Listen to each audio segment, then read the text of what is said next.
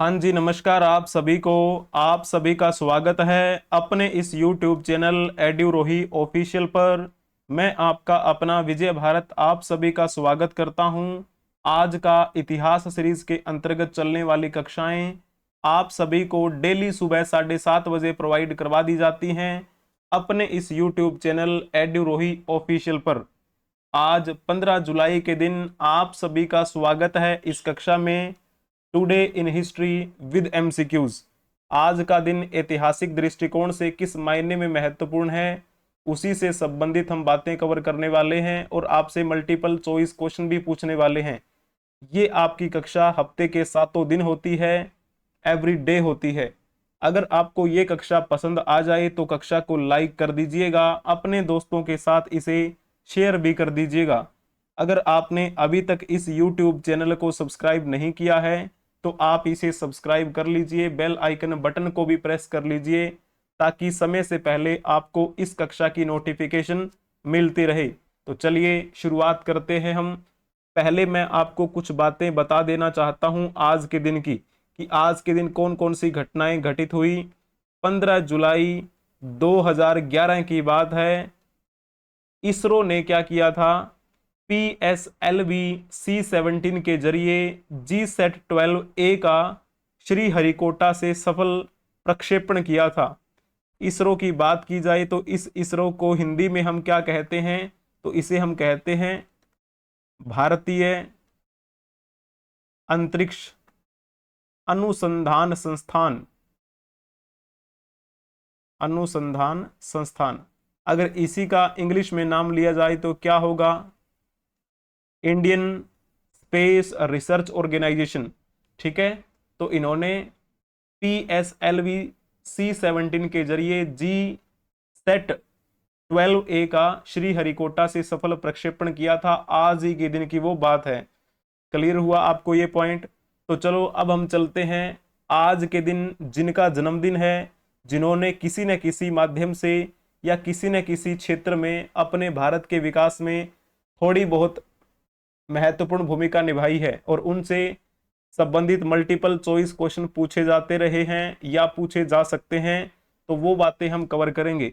इनका नाम बताने से पहले मैं आपसे एक क्वेश्चन पूछना चाहता हूं, गुजरात के वर्तमान में मुख्यमंत्री कौन है?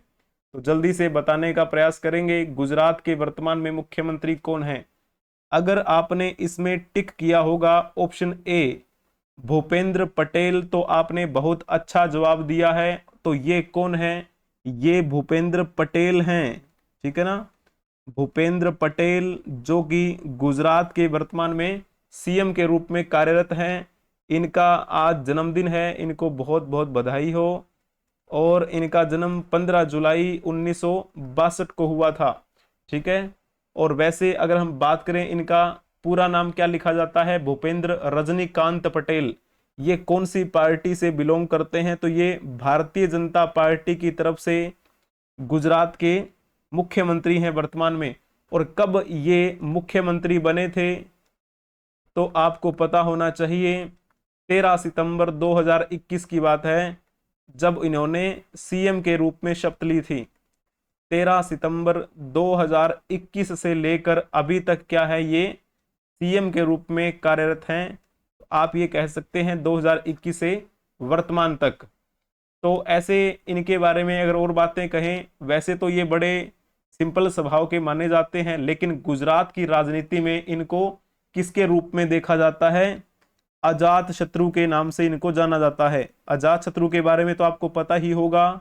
जब आप इतिहास कवर करते हैं, प्राचीन इतिहास में जब आप कहानियां पढ़ रहे होते हैं तो उसमें आप एक वंश का नाम देखते हैं, हर्यक वंश। हर्यक वंश के संस्थापक कौन थे? बिंबिसार। बिंबिसार के बेटे का नाम क्या था? अजात शत्रु। ठीक है, तो अजात शत्रु इनको बोला जाता है। वो अजात शत्रु बड़े ही शक्तिशाली थे और गुप्त प्रकार के जो हथियार होते हैं उनका प्रयोग किया था उस अजात शत्रु ने प्राचीन इतिहास में। और इनको गुजरात की राजनीति में अजात शत्रु के रूप में जाना जाता है। हालांकि थोड़ा सा चलो बता ही देते हैं कि वो जो अजात शत्रु थे हर्यक वंश के दूसरे राजा, उन्होंने गद्दी हासिल करने के लिए अपने पिता को मार दिया था। ठीक है, लेकिन वो तो अलग बात है। लेकिन उनको किस मायने में यहां पर उपमा दी गई है, तो आप कहेंगे कि वो एक, आप कह सकते हैं कि एक गुप्त रूप से जैसे हम हथियार प्रयोग करते हैं राजनीति, यानी कि उनका राजनीतिकरण कर दिया है उसी बातों का। ठीक है, तो इस प्रकार से। तो चलो बाकी ऑप्शंस के बारे में भी बातें कर लेते हैं। बाकी ऑप्शंस क्या हैं, जैसे प्रमोद सावंत की बात की जाए तो ये कहाँ के हैं, गोवा के हैं ये। अभी गोवा के प्रमोद सावंत जो वहां के सीएम हैं उनके द्वारा, और आईबी के जो मिनिस्टर हैं अश्नवी वैष्णव, तो उनके द्वारा क्या किया गया है कि अभी नवंबर नवंबर 2024 में ही गोवा में पूरे विश्व का पहला वैश्विक शिखर सम्मेलन, जो कि मीडिया और मनोरंजन से संबंधित होगा, और इसका आयोजन कहाँ पे करवाया जाएगा, गोवा में करवाया जाएगा। अभी आपको पता लगेगा नवंबर में। नायब सिंह सैनी की बात की जाए तो ये कहाँ के सीएम हैं, तो ये वर्तमान में हरियाणा के सीएम हैं, और इनसे पहले मनोहर लाल खट्टर हरियाणा के सीएम थे, और मनोहर लाल खट्टर अब केंद्रीय मंत्री हैं। मोहन चरण मांझी के बारे में बात की जाए तो ये कहाँ के हैं, तो ये ओडिशा के वर्तमान में सीएम हैं, और इनसे पहले की बात की जाए तो लगभग 24 सालों से वहां पर बीजू जनता दल की सरकार थी। नवीन पटनायक वहां पर मुख्य भूमिका निभा रहे थे, लेकिन ऐसा पहली बार हुआ है कि ओडिशा में कोई बीजेपी का विधायक वहां का सीएम बना है। तो मोहन चरण मांझी बीजेपी की तरफ से सीएम हैं ओडिशा में। क्लियर हुआ आपको ये पॉइंट, बहुत बढ़िया। अब चलो हम चलते हैं, इनके बारे में भी हम जान लेंगे। मैंने आपको फोटो दिखा दी है। अब मैं आपसे पहले क्वेश्चन पूछता हूं, निम्नलिखित में से कौन पेटीएम के संस्थापक या फिर सह संस्थापक हैं। तो आपके सामने ऑप्शंस दिए गए हैं 4, आपको इनके बारे में बताना है कौन सा ऑप्शंस इनमें से ठीक रहेगा। अगर आपने लिखा होगा विजय शेखर शर्मा तो आपने बहुत उत्तम जवाब दिया है, B option will be right answer. Vijay Kumar Beniwal जो हैं ये मैं ही हूं, और ये किसके संस्थापक हैं, एड्यूरोही के, एड्यूरोही, जिसकी हम बात कर रहे हैं, जिस चैनल पे आप पढ़ रहे हैं। बाकी ऑप्शन सी के बारे में बात की जाए, भविष्य अग्रवाल। आपने एक नाम सुना होगा ओला, ओला कैब जो करते हैं ना, ओला कैब जो है उसकी शुरुआत किसने की थी, भविष्य अग्रवाल ने। और वहीं जब हम बात करें कुणाल बहल के बारे में, तो आपने स्नैपडील का नाम सुना होगा। स्नैपडील की शुरुआत किसने की थी, कुणाल बहल ने। और कुणाल बहल के एक साथी होते हैं, उनके नाम क्या है, रोहित बांसाली। तो इन दोनों ने मिलकर स्नैपडील की शुरुआत की थी। क्लियर हुआ आपको ये पॉइंट। तो क्वेश्चन में पूछा गया था पेटीएम के बारे में, तो ये कौन है, ये है विजय शेखर शर्मा। विजय शेखर शर्मा जो है ये किसके संस्थापक हैं, पेटीएम के। तो इस प्रकार आपको ये बातें ध्यान में रखनी है। पेटीएम का प्रयोग बड़े स्तर पर किया गया, और कुछ समय पहले आपको पता है इसको बैन भी किया था कुछ टाइम के लिए, आरबीआई ने इसको लेकर गाइडलाइन भी जारी की थी।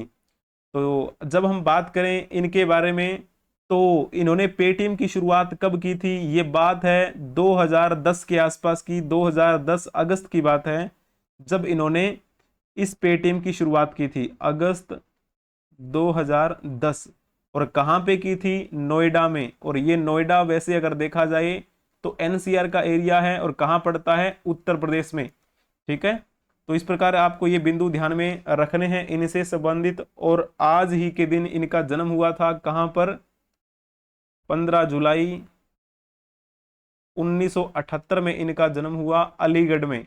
और अलीगढ़ तो आपको पता ही है कहां पर है, उत्तर प्रदेश में है। और उत्तर प्रदेश में ही इन्होंने नोएडा से पेटीएम की शुरुआत की थी। एक औद्योगिक क्षेत्र में ये कार्यरत व्यक्ति हैं, और इस पेटीएम के बारे में तो आपने हजारों बार सुना होगा। तो ऐसे उद्यमी जिन्होंने पेटीएम को हमारे भारतीय बाजार में उतारा, तो आप लिखेंगे विजय शेखर शर्मा का नाम। क्लियर हुआ आपको ये पॉइंट, ये क्वेश्चन इंपॉर्टेंट है जो आपको पता होना चाहिए। अब चलो चलते हैं हम आज ही के दिन जिनकी जयंती है, जिनकी पुण्यतिथि है, जिनके बारे में कोई क्वेश्चन आपसे पूछा जा सकता है या कोई पूछा गया है, वो सब बातें हम एक कहानी के रूप में कवर कर लेंगे। तो सबसे पहले हम बात करेंगे जिनकी आज जयंती है उनके बारे में। तो ये कौन है? तो ये है के कामराज। के कामराज इनका नाम है। तो आपको इनके बारे में पता होना चाहिए। इनका जन्म 15 जुलाई 1903 को हुआ था। कहां पर हुआ? विरुधुनगर। ये विरुधुनगर जो है ना, ये कहां पर है? ये वर्तमान की दृष्टि से अगर देखा जाए तो आप कहेंगे कि ये तमिलनाडु का हिस्सा है। इनका जन्म तमिलनाडु में हुआ था और इनकी मृत्यु 2 अक्टूबर 1975 को हुई थी। कहां पर? चेन्नई में। और आपको पता है चेन्नई किसका हिस्सा है? ये भी तमिलनाडु का एरिया है, ठीक है ना, जहां पर इनकी मृत्यु हुई। जैसे हम भारतीय राजनीति की बात करें तो इनको किस वजह से जाना जाता है? तो इनको किंग मेकर के नाम से जाना जाता है। किंग मेकर के कामराज, इनके बारे में आपने बखूबी सुना होगा। ये कौन सी पार्टी से बिलोंग करते थे? Indian national Congress. Indian national Congress की स्थापना कब हुई? 28 दिसंबर 1885 को बम्बई के गोकुलदास तेजपाल संस्कृत कॉलेज में इसकी शुरुआत हुई थी, ठीक है। और इनको किस वजह से जाना जाता है? तो कहा जाता है कि ये कांग्रेस के अध्यक्ष भी रहे और तमिलनाडु के मुख्यमंत्री भी रहे थे। ये क्वेश्चन आपसे पूछा गया है वनडे के एग्जाम के लिए। के कामराज ने तमिलनाडु के मुख्यमंत्री के रूप में कितने सालों तक कार्य किया? आपसे ये पूछा गया है। अगर आपने लिखा होगा इसमें 9 वर्ष तो आपने बखूबी अच्छा जवाब दिया है। और जैसे हम बात करें ये मुख्यमंत्री के रूप में कब से कब तक रहे थे? 1954 से लेकर 1963 तक ये तमिलनाडु के सीएम रहे थे। तो उस समय आप कह सकते हैं कि मद्रास भी इसी का हिस्सा आप मान के चल सकते हैं। तो आज़ादी से पहले ऐसा कहा जाता है कि कामराज जो थे वो कई बार गिरफ्तार भी हुए, अंग्रेजों ने इन्हें गिरफ्तार भी किया था। इनका शिक्षा के क्षेत्र में अहम योगदान माना जाता है कि इन्होंने 11वीं तक निशुल्क शिक्षा और अनिवार्य शिक्षा लागू कर दी थी, ठीक है। और जैसे हम बात करें कि कांग्रेस संगठन में कुछ सुधार बाकी थे, उन्हीं सुधारों के लिए एक योजना बनाई गई थी जिसे हम क्या बोल देते हैं? कामराज योजना बोल देते हैं। तो ये भी आपने बखूबी नाम सुना होगा कामराज योजना के बारे में। बड़ा इंपॉर्टेंट क्वेश्चन है, आपसे पूछा जा सकता है। तो राजनीति में किंग मेकर के नाम से कौन जाना जाता है? तो इनका नाम आप लिख देना। हमारे भारत के पहले प्रधानमंत्री कौन थे? पंडित जवाहरलाल नेहरू। उनके बड़े करीबी माने जाते थे ये के कामराज, ठीक है ना। तो इस प्रकार आपको इनके बारे में बातें पता होनी चाहिए। चलिए और भी आप जानकारी इनके बारे में हासिल कर सकते हैं। इनके बारे में अगर बात की जाए तो पहले फोटो देख लीजिए और इस क्वेश्चन का जवाब आप देने का प्रयास करेंगे। निम्नलिखित में से कौन आंध्र महिला सभा यानी कि एएमएस के संस्थापक थे? तो किसका नाम आता है इसमें? अगर आपने लिखा होगा दुर्गा भाई देशमुख तो आपने बखूबी अच्छा जवाब दिया है। दुर्गा भाई देशमुख ने एएमएस की शुरुआत की थी और ये कब की बात है? ये बात है 1968 की। और 1968 में कहां से इन्होंने शुरुआत की थी? हैदराबाद से। हैदराबाद वर्तमान की दृष्टि से देखा जाए तो किसका हिस्सा है? तो आप कहेंगे ये तेलंगाना की राजधानी है, लेकिन उस समय ये किसका हिस्सा था? तो ये आंध्र प्रदेश का हिस्सा था। तो ये जो है आंध्र महिला की सभा, इसकी स्थापना किसने की? तो नाम लिख देना दुर्गा बाई देशमुख, भाई नहीं बाई। दुर्गा बाई देशमुख के बारे में थोड़ी सी जानकारी हम हासिल कर लेते हैं। दुर्गा बाई देशमुख, इनका जन्म आज ही के दिन हुआ था। कब? 1909 की बात है। 15 जुलाई 1909 को इनका जन्म हुआ और इनकी मृत्यु 9 अप्रैल 1981 को हुई थी। और आपने एक नाम जरूर सुना होगा, क्या नाम था? सीडी देशमुख का। सीडी देशमुख का नाम आपने बखूबी सुना है। तो सीडी देशमुख की ये क्या थी? धर्म पत्नी थी, ठीक है ना। तो सीडी देशमुख के बारे में तो आपको पता ही होगा, आपने बहुत सारी चीजें पढ़ी भी हैं। ऐसा माना जाता है कि ये जो सीडी देशमुख थे ये रिजर्व बैंक के क्षेत्र में इन्होंने बहुत अहम योगदान दिया था। भारतीय रिजर्व बैंक के गवर्नर थे और स्वतंत्र भारत के तीसरे वित्त मंत्री थे और एक आईएएस अधिकारी थे CD देशमुख, उनकी पत्नी का नाम था दुर्गाबाई देशमुख, जो एक समाज सुधारक थी, जिन्होंने आंध्र महिला सभा की स्थापना की थी। ठीक है। और जैसे हम बात करें, इनको पद्म भूषण से सम्मानित किया गया था दुर्गाबाई देशमुख को। कब किया गया था? 1975 में किया गया था। पद्म भूषण हमारे भारत में तीसरे नंबर का सर्वोच्च नागरिक सम्मान है। आंध्र प्रदेश की प्रथम महिला नेता मानी जाती हैं ये। ठीक है ना। चलिए जी, ये क्वेश्चन जो है वो बड़ा इंपॉर्टेंट क्वेश्चन है, आपसे पूछा जा सकता है। क्लियर हुआ आपको ये पॉइंट। और जैसे हम बात करें पंडिता रमाबाई के बारे में, इन्होंने 1889 के आसपास में शारदा भवन की क्या की थी? स्थापना की थी। जब हम बात करें एनी बेसेंट के बारे में, एनी बेसेंट एक आयरिश महिला थी, और जैसे आपको पता है इंडियन नेशनल कांग्रेस का 1917 में कोलकाता में अधिवेशन हो रहा था, जिसे हम वर्तमान की दृष्टि से कोलकाता कह देते हैं। उस कोलकाता के अधिवेशन में 1917 में पहली बार कोई महिला ने अध्यक्षता की थी, और वो पहली महिला अध्यक्ष कौन थी? तो नाम आता है एनी बेसेंट का।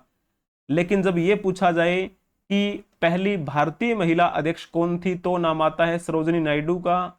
सरोजिनी नायडू ने 1925 में भारतीय राष्ट्रीय कांग्रेस के कानपुर अधिवेशन में अध्यक्षता की थी। ठीक है ना। तो कानपुर अधिवेशन में अध्यक्षता सरोजिनी नायडू ने की। ये पहली भारतीय महिला अध्यक्ष थी। सिंपल पूछा जाए कि पहली महिला अध्यक्ष कौन थी, तो नाम आप लिख देना एनी बेसेंट का। इन्होंने भारतीय दर्शन को बड़े बेहतरीन तरीके से समझा और उसे आगे भी फैलाया।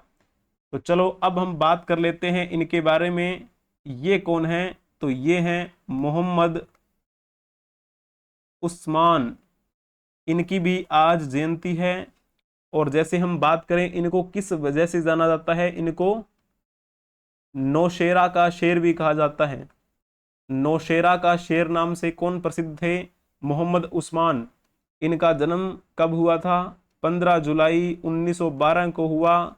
कहां पर हुआ? आजमगढ़ में। और ये आजमगढ़ वर्तमान की दृष्टि से अगर देखा जाए तो कहां पर है? उत्तर प्रदेश में है। और वैसे ही हम बात करें, ये जैसे कब शहीद हुए थे, तो माना जाता है कि 1948 में। 1947-48 की लड़ाई तो आपको याद ही होगी। और कहां पर? तो आप कहेंगे जम्मू में। जम्मू में जब हमारा भारत आजाद हुआ था, उसी समय लड़ाई हो रही थी। इसके बारे में बखूबी आपने पढ़ा भी होगा। और ये किस रूप में जाने जाते हैं? तो ये हमारी भारतीय सेना में कार्यरत थे। और कौन सी पोस्ट पर? भारतीय सेना में ये ब्रिगेडियर रहे थे, ब्रिगेडियर। ठीक है ना। और ऐसा कहा जाता है कि इनको महावीर चक्र से सम्मानित किया गया था। महावीर चक्र। क्लियर हुआ आपको ये पॉइंट। और चलो देखो, भारत और पाकिस्तान के बीच 1947 में जो लड़ाई हुई, वहां पर इनको ये, उसी लड़ाई में इनको वीरता के लिए, बहादुरी के लिए पुरस्कार दिया गया था, महावीर चक्र। जब आपसे पूछा जाए कि असाधारण बहादुरी, वीरता या बलिदान के लिए सैनिकों और असैनिकों को दिया जाने वाला सर्वोच्च पुरस्कार कौन सा है, तो आपको कमेंट में बताना है कौन सा पॉइंट ठीक रहेगा। तो अगर आपने लिखा होगा ऑप्शन ए, तो आपने बहुत ही अच्छा जवाब दिया है। जब हम बात करें युद्ध की, तो उसमें परमवीर चक्र होता है सबसे पहले, दूसरे नंबर पे महावीर चक्र होता है, और तीसरे नंबर का वीर चक्र होता है। ठीक है ना। जब हम बात करें मोहम्मद उस्मान के बारे में, इनकी अंतिम यात्रा में हमारे भारत के गवर्नर जनरल माउंटबेटन, प्रधानमंत्री जवाहरलाल नेहरू, और उस समय केंद्रीय मंत्री हुआ करते थे मौलाना अबुल कलाम आजाद, वो सब उपस्थित रहे थे। ठीक है। तो ऐसे वीर मोहम्मद उस्मान की आज जयंती है। चलिए, यहां पर आप देख सकते हैं, ये ऑफिशियल वेबसाइट से उठाई गई फोटो है, ministry of defence, government of India. तो कौन कौन से गैलेंट्री अवार्ड्स हैं इंडिया के, वो आप चेक कर सकते हैं, यहाँ पे इसमें दिए गए हैं। क्लियर हुआ आपको ये पॉइंट? मैंने बड़ी डिटेल के साथ आपको पहले भी बताया हुआ है। जैसे हम इनके बारे में बात करें, तो ये कौन है? इनका नाम भी आपने जरूर सुना होगा। ये है के.एस. राव। के.एस. राव की भी आज जयंती है। इनका जन्म 15 जुलाई 1902 को हुआ था। और जैसे हम बात करें कहाँ पे हुआ? राजामुद्री में हुआ। और आजादी से पहले ये कौन सा हिस्सा हुआ करता था? मद्रास का माना जाता था। तो अभी थोड़ी देर पहले मैंने आपको बताया था कि मद्रास किसका अब हिस्सा है, कौन से राज्य में है मद्रास क्षेत्र, आप बताइए। 6 मई 1976 को इनकी मृत्यु हुई। और ये किस वजह से जाने जाते हैं? ये सीजीआई रहे थे, chief justice of India. Supreme court में मुख्य न्यायाधीश के रूप में कार्यरत रहे। कब से कब तक रहे? तो 30 जून 1966 को ये बने थे सीजेआई। और कब तक रहे? 11 अप्रैल 1967 तक सीजेआई के रूप में इन्होंने कार्य किया, मुख्य न्यायाधीश भारत। और उससे पहले ये आंध्र प्रदेश उच्च न्यायालय में मुख्य न्यायाधीश रहे थे। कब से कब तक? तो 1956 से लेकर 1958 तक ये आंध्र प्रदेश उच्च न्यायालय में मुख्य न्यायाधीश रहे। ठीक है ना? आंध्र प्रदेश उच्च न्यायालय के मुख्य न्यायाधीश तो 1956 से 1958 तक रहे थे। लेकिन जब पूछा जाए भारत के कब से कब तक रहे, यानी कि सुप्रीम कोर्ट में कब बैठे थे एज ए चीफ जस्टिस, तो आप कहेंगे 1966 से 1967 तक। अगर आपसे ये पूछा जाए कि वर्तमान में सुप्रीम कोर्ट के मुख्य न्यायाधीश कौन है, तो किनका नाम आप बताएंगे वर्तमान में? जल्दी से बताएंगे आप। अगर आपने लिखा होगा ना धनंजय वाई चंद्रचूड़, तो आपने बहुत ही अच्छा जवाब दिया है। जिनको हम किस नाम से जानते हैं शॉर्ट फॉर्म में? इनको हम डी वाई चंद्रचूड़ के नाम से जानते हैं। डी वाई चंद्रचूड़ वर्तमान में सुप्रीम कोर्ट के मुख्य न्यायाधीश हैं। कहने का भाव चीफ जस्टिस ऑफ इंडिया कौन है? तो आप लिख सकते हैं डी वाई चंद्रचूड़ का नाम। क्लियर हुआ आपको ये पॉइंट? और जैसे हम बात करें ये कब बने थे, तो 9 नवंबर 2022 को ये सीजीआई के रूप में 2022 लिखना है ना। तो उससे पहले की बात की जाए तो उससे पहले ये कहां पर कार्यरत थे? तो ये मुंबई उच्च न्यायालय में थे। ठीक है, मुंबई उच्च न्यायालय के बारे में भी आपने पता ही होगा, है ना। तो चलो बहुत बढ़िया। अब चलो हम इनके बारे में थोड़ी सी बात बता देते हैं, क्योंकि हमें इनके बारे में जानने की आवश्यकता नहीं है, लेकिन थोड़ा सा इनके समय के बारे में हमें पता होना चाहिए। ये कौन है? तो नाम है विलियम विल्सन हंटर। तो नाम से आपको पता लग गया हो, हंटर शब्द मैंने यूज किया है। और आपको बखूबी पता है कि एक हंटर आयोग लाया गया था, और उस हंटर आयोग के अध्यक्ष कौन थे? तो नाम आता है सर विलियम हंटर का। और ये हंटर किस क्षेत्र के लिए लाया गया? इसका मुख्य उद्देश्य क्या था हंटर आयोग को लाने का? तो ये शिक्षा संबंधी आयोग था। शिक्षा के क्षेत्र में ये क्या किया गया था? आयोग लाया गया। तो क्या आप बता सकते हैं कि सर विलियम हंटर को हंटर आयोग का अध्यक्ष किस वायसराय ने नियुक्त किया था? आपके सामने कई यहां पर ऑप्शंस दिए गए हैं, बताने का प्रयास करेंगे कौन सा इसमें से ऑप्शन ठीक रहेगा। अगर आपने इसमें लिखा होगा ना रिपन, तो आपने बखूबी अच्छा जवाब दिया है। यहां पर लिखा भी हुआ है 1882। तो यहां पर अगर आपको ये पता है ना कौन सा वायसराय कब आया था, तो आप अंदाजा लगा सकते हैं। इस रिपन के समय की बात की जाए तो ये कब से कब तक रहा था? तो ये 1880 से 1884 तक रहा था। तो इसी के बीच में तो 1882 आएगा। 1882 में हंटर आयोग का गठन किया गया, जिसके अध्यक्ष विलियम हंटर बनाए गए रिपन के द्वारा। रिपन के बारे में थोड़ी सी अगर मैं बात बताऊं, तो वर्नाक्यूलर प्रेस एक्ट का निरसन किया था इसी रिपन ने। तो थोड़ा सा पहले जान लेते हैं रिपन के बारे में।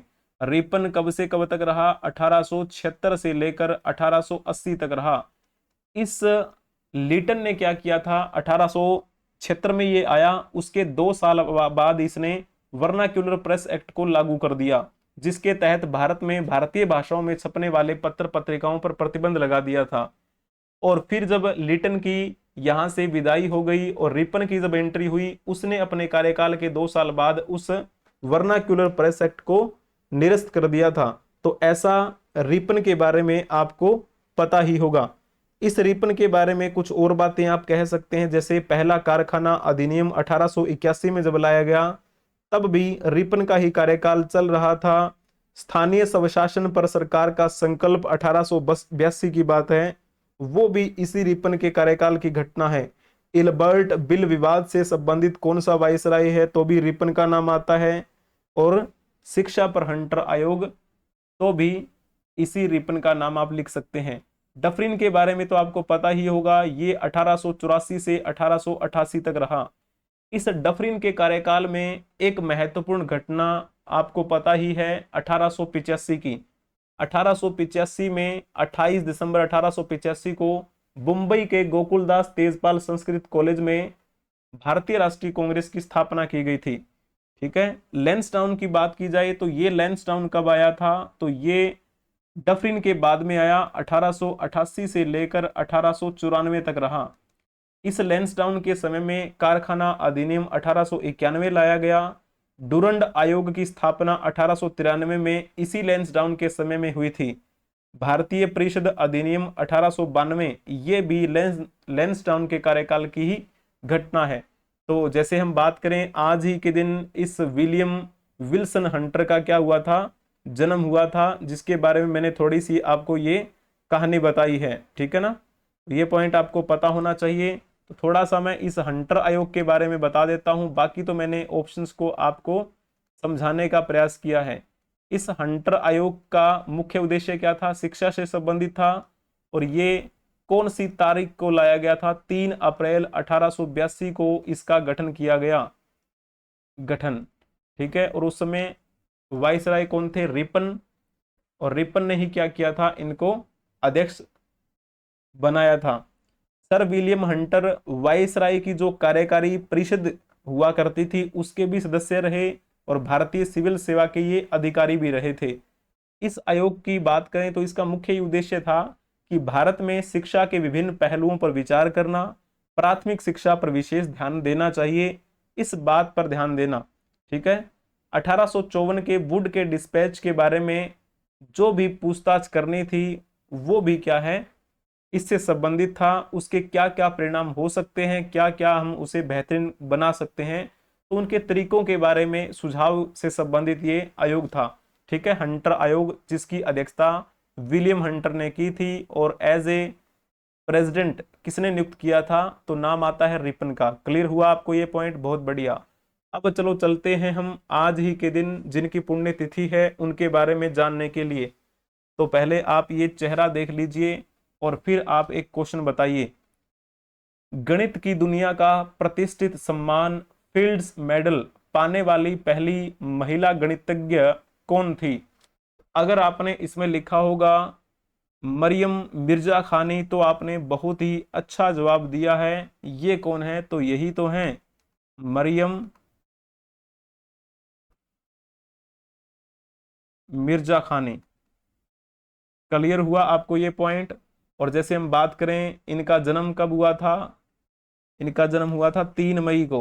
ठीक है ना, एक सेकंड, 3 मई 1977 को इनका जन्म हुआ। कहाँ पे इनका जन्म हुआ, तेहरान में। और तेहरान कहाँ पर है, ये तो आपको सभी को पता ही है कि तेहरान ईरान की राजधानी है। और जैसे हम बात करें इनकी मृत्यु आज ही के दिन यानी कि 15 जुलाई 2017 में हुई थी। कहाँ पर हुई, अमेरिका में, जिसे हम संयुक्त राज्य अमेरिका के नाम से जानते हैं। एक बेहतरीन ये क्या थी, आप कह सकते हैं गणितज्ञ थी, मैथमेटिशियन थी ये। ठीक है ना, इनको कई पुरस्कारों से सम्मानित किया गया, जैसे कि मैंने आपको बताया फील्ड्स मेडल इनको दिया गया था। सबसे पहली बार कोई महिला गणितज्ञ फील्ड मेडल से सम्मानित हुई थी, तो नाम लिख देना मरियम मिर्जा खानी का। और कब की बात है, ये 2014 की बात है। हालांकि इनसे पहले इनको 2 पुरस्कार मिल चुके थे। एक का नाम आता है सेटर पुरस्कार, और इनको सेटर पुरस्कार से कब सम्मानित किया गया, 2009 की बात है। इनको एक पुरस्कार और दिया गया था, ब्रू मैंथल पुरस्कार। और ब्रू मैंथल पुरस्कार इनको कब दिया गया था, 2009 में ही दिया गया था। ठीक है ना, तो ये कुछ बातें जो मैंने आपको बताई हैं आपको याद रखनी है। ये जो फील्ड मेडल है ना, फील्ड्स मेडल, इसे गणित की दुनिया का नोबेल पुरस्कार भी कह दिया जाता है।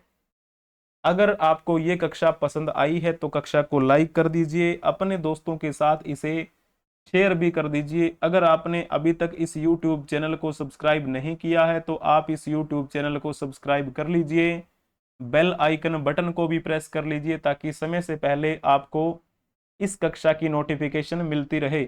इसके अलावा आप हमें अदर सोशल मीडिया प्लेटफॉर्म के माध्यम से संपर्क कर सकते हैं, जैसे कि Telegram, Facebook, Moj, Twitter X, Hipi, Josh, Instagram, WhatsApp channel, share chat etcetera. एडुरोही ऑफिशियल आप सर्च करेंगे जब यूट्यूब पे तो आपको अपना चैनल दिख जाएगा, या फिर आप सीधा यहीं से सब्सक्राइब कर सकते हैं। लेकिन जब आप सोशल मीडिया पे सर्च करेंगे तो आपको लिखना है एडुरोही24। तो बने रहने के लिए आप सभी का धन्यवाद। Thank you for watching, like share and subscribe. बने रहिए हमारे साथ एडुरोही ऑफिशियल के साथ। हम मिलेंगे नेक्स्ट क्लास में, तब तक के लिए हंसते रहें, मुस्कुराते रहें, पढ़ते रहें, खेलते रहें, खिलखिलाते रहें। जय हिंद, जय भारत, वंदे मातरम।